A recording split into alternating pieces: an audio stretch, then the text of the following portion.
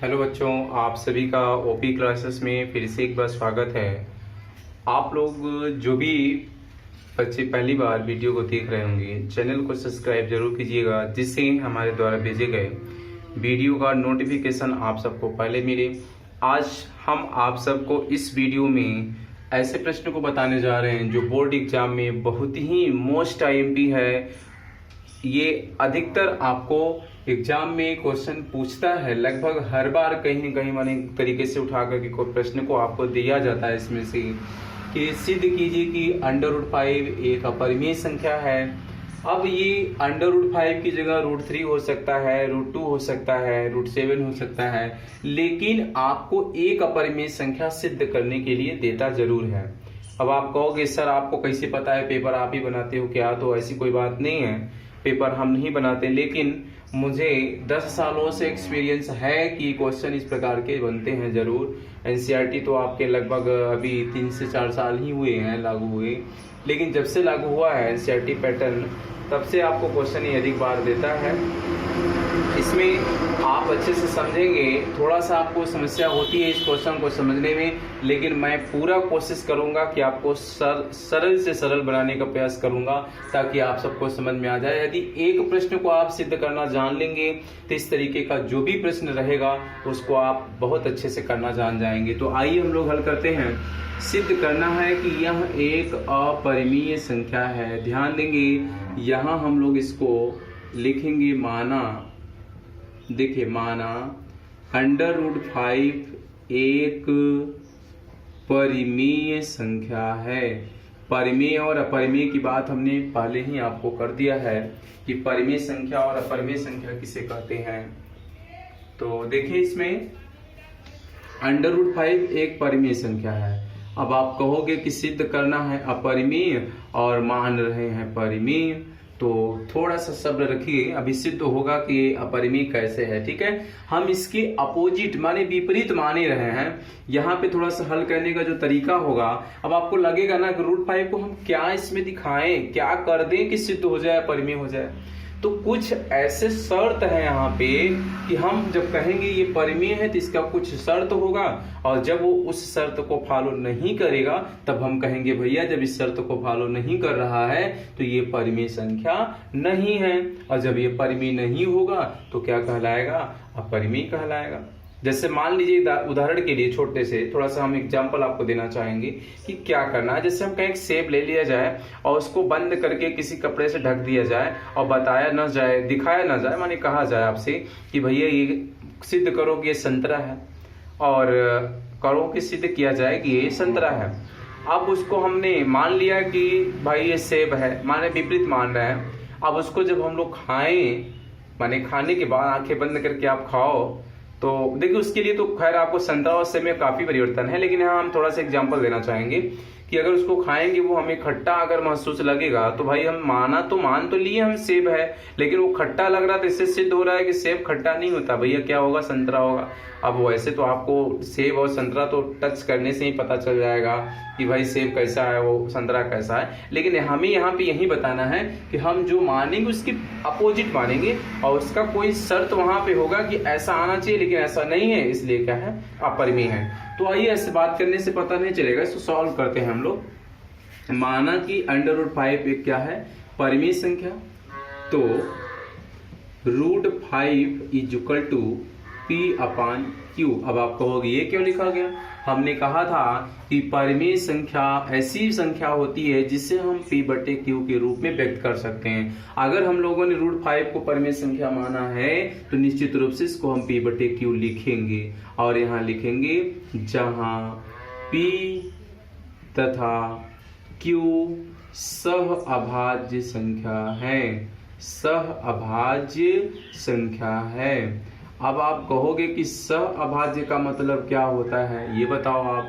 तो इसको भी आप समझ लीजिए कि सहअभाज्य का मतलब है कि P और Q के कोई भी उभयनिष्ठ गुणनखंड नहीं है। मेन बात, पॉइंट की बात यहीं पे आप समझ लीजिए। जैसे हमने कहा कि 4/6, तो इसका कोई न कोई उभयनिष्ठ गुणनखंड दोनों में है। जैसे अगर हम इसको काटें तो ये 2 दूना 4 हो जाएगा, 2 3 6, माने 2 से दोनों कट रहा है ऊपर नीचे। लेकिन ये क्या कह रहा है कि P और Q को कोई भी संख्या यहाँ पे काट नहीं सकती, मात्र एक के अतिरिक्त, और यह खुद से कटेगा।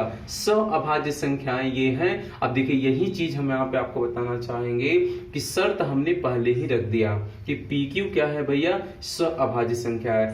अभाज्य संख्या का मतलब इसका कोई भी अभाज्य गुणनखंड नहीं है, उभयनिष्ठ गुणनखंड नहीं है, मतलब PQ को काटने वाला कोई नहीं है माई का लाल यहाँ पर। लेकिन हम लोग जो दिखाएंगे इसका विपरीत दिखाएंगे कि इसको काटने वाला कोई है, और जब इसको काटने वाला कोई हो जाएगा तो हम कहेंगे भैया जब इसको काटने वाला है तो इसका मतलब ये परिमेय संख्या नहीं है।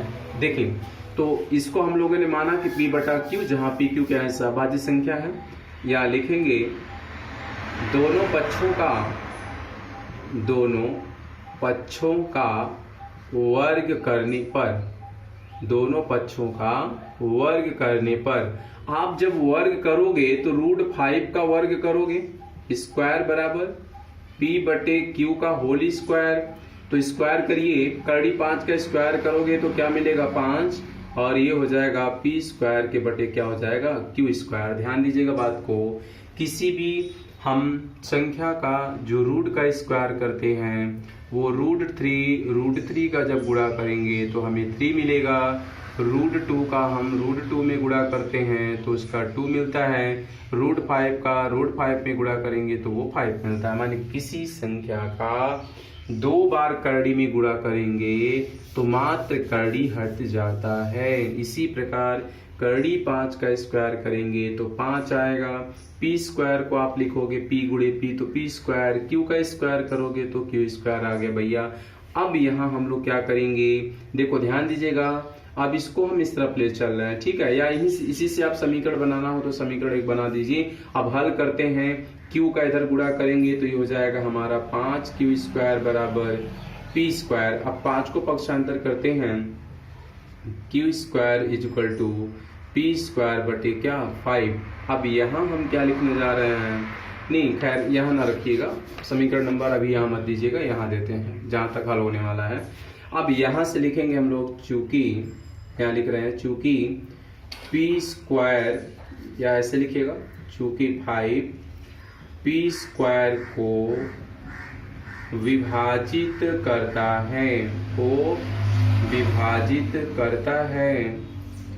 तो 5P को भी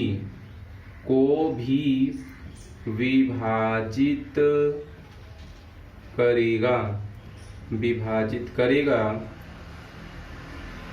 अब P बराबर 5M। ध्यान दीजिएगा इस बात को, थोड़ा सा आपको यहाँ समझने के लिए बहुत जरूरी दिमाग एकाग्र करना होगा कि Q स्क्वायर बराबर P स्क्वायर बटे 5 जब हमने लिखा तो ये बात हमने क्यों लिख दिया। देखो यहाँ क्या लिख रहे हैं, P स्क्वायर बटे 5, जैसे हम कहें कि 16 के बटे 4, तो इसका मतलब भैया क्या, 4 का हमें 16 में क्या करना है, भाग देना है। अब आप ये सोचोगे यार P स्क्वायर में हम 5 से भाग दे रहे हैं, कर रहे हैं कि विभाजित करता है, गिनती है तो समझ में बात आ रही है कि 4 का हम भाग दे रहे हैं 16 में, तो 4 चौके 16 हो रहा है। अब क्या 5 के पहाड़ा में कहीं P स्क्वायर आएगा क्या, लेकिन यहाँ आपको अजीब सा लग रहा होगा, थोड़ी सी दिमाग को मानिए हमारी बात को, आगे समझ में आएगा अभी। अब इसको हम लोग लिख रहे हैं कि अब जैसे क्योंकि ये बटे में, तो इससे हमें पता चल रहा है यहाँ पे कि जो भाग है उसे हमें दिखाना पड़ेगा यहाँ पे मान को, कि माना कि इसको जब काट रहा है तो P स्क्वायर बटे 5 मिला, तो P बराबर क्या मिला 5M। अब सॉरी यहाँ पे देखिएगा, जब हमने कहा कि P स्क्वायर को 5 विभाजित करता है तो 5 भी P स्क्वायर को विभाजित करेगा। इसके कहने का मतलब क्या है, अगर हम कहें कि 4 के स्क्वायर को 2 विभाजित करता है, 4 के स्क्वायर को 2 विभाजित करता है, माने 4 चौके 16 के बटे 2 तो 8 काटता है, तो 4 स्क्वायर को अगर काटता है तो 4 को भी निश्चित रूप से 2 क्या करेगा, विभाजित करेगा। अब हमने लिखा कि P स्क्वायर बराबर 5M। कैसे, अगर हम कहें कि जैसे आप ले लो 12 के बटे 3, तो जब भी हम किसी संख्या में किसी संख्या का भाग देते हैं ना, तो निश्चित रूप से जिसका भाग देंगे उसके गुणांक के रूप में ही कोई संख्या वहां पे प्राप्त हो जाती है। जैसे आप देखो यहाँ पे कहोगे कि 3 चौक 12, कितना 3 चौक 12, तो आप यहाँ इसका मान किसके बराबर हो जाएगा, 3 चौक 12, माने जो संख्या कटेगा जिसका भाग दोगे उसके गुणनफल के रूप में ही कोई न कोई संख्या वहां पर मिलेगी हमें। जैसे देखो आप क्या p 5 का भाग किस में दे रहे हो, p स्क्वायर में ना, तो p स्क्वायर में ध्यान दीजिएगा स्क्वायर की बात की गई है ना किसकी।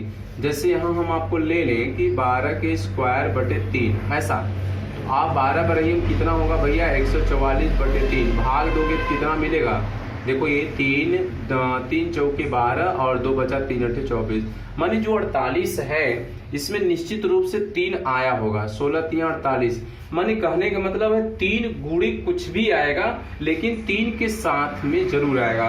तो हमने यहाँ पे क्या लिखा, किससे भाग दिए थे, p स्क्वायर में किससे भाग दिए थे, 5 से, तो 5 गुणे m। अब आप कहोगे m कहाँ से आया, तो जो यही 16 है ना, यही हम लोगों ने माना है कि कितनी बार गया, m बार गया, क्योंकि ये गिनती तो है नहीं कि बता दे कि 5 का भाग 2 बार पहाड़ा पढ़े तो p स्क्वायर आ गया, तो इसको मानना पड़ेगा हम लोगों को। माना क्या, p बराबर 5m। अब देखिए आगे चलते हैं, तो p बराबर 5m तो हो जाएगा p स्क्वायर बराबर क्या हो जाएगा, 5 पंजी 25m स्क्वायर, मतलब समझिएगा इसका वर्ग किया गया है। अब हम यहाँ लिखेंगे p स्क्वायर का मान समीकरण 1 में रखने पर, थोड़ा सा छोटा लिख रहे हैं, दिखाई इतना दे रहा हो तो सुनाई पड़ रहा होगा आप सबको।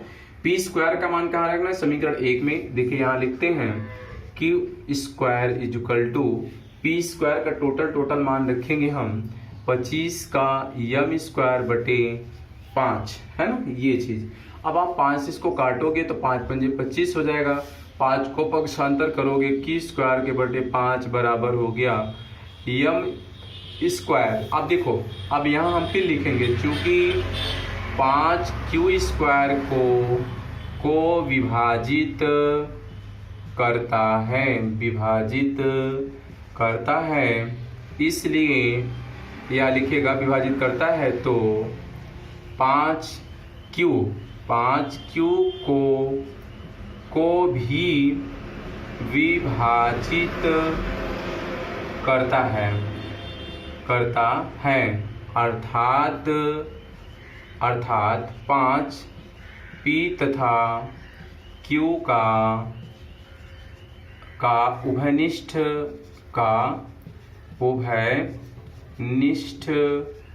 गुणनखंड